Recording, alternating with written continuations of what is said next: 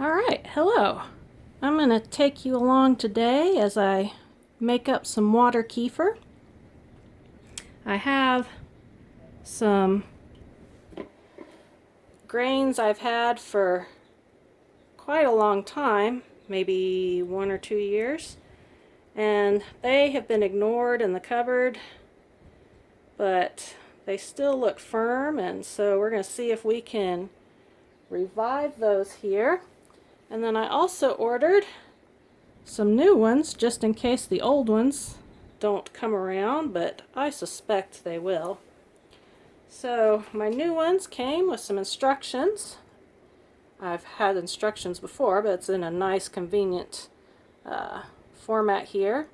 So for our half cup of our kefir grains here, we need a half-gallon jar and 8 cups of water and a half cup of sugar. And so I've got my half-gallon jar here, and I put just a little bit of boiling water in the bottom, maybe 1 or 2 cups, and a little bit of boiling water in here, and added my sugar and my source of mineral. I've chosen blackstrap molasses. And so I've got it all mixed up there. And let's see, then we're going to add our kefir grains and cover it up and let it sit for a couple of days, and then we'll change it out once or twice just to make sure they're good and going again. So we'll go ahead and add these to our smaller jar here. We'll get them in there.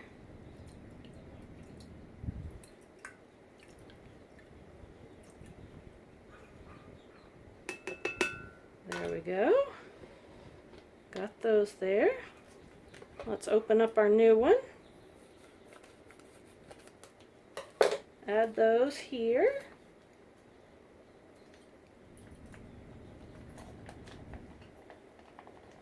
Get them all out.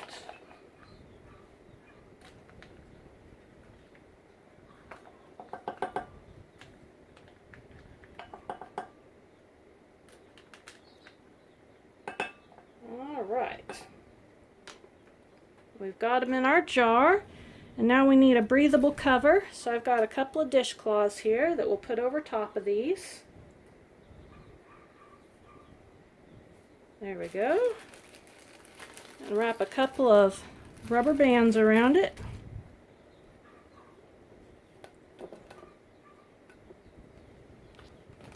And set them aside in a cool, dark place to let them percolate for a while. When I first got interested in doing this, I ordered a book.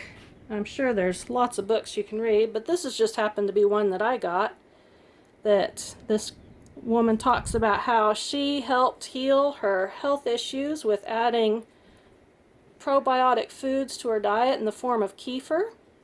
And so this one's mostly about milk kefir, but she also has a section where she talks about water kefir.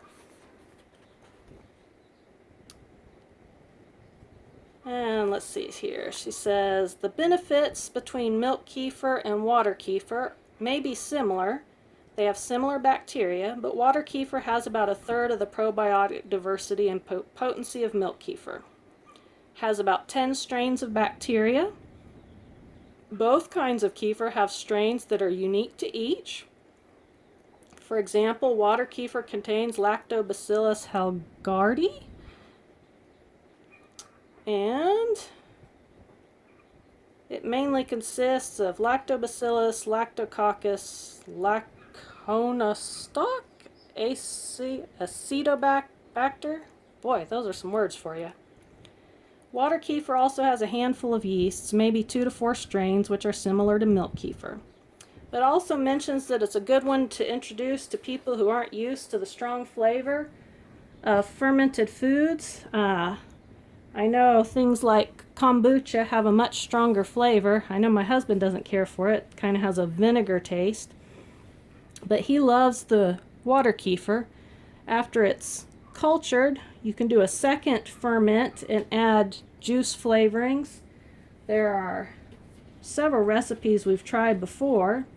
In the back of the book here, they have different recipes you can try: ginger water kefir, lemonade, different juices to give it kind of a soda pop flavor. Because when you do the second fermentation and it's sealed, you get carbonation, so it kind of has a soda-like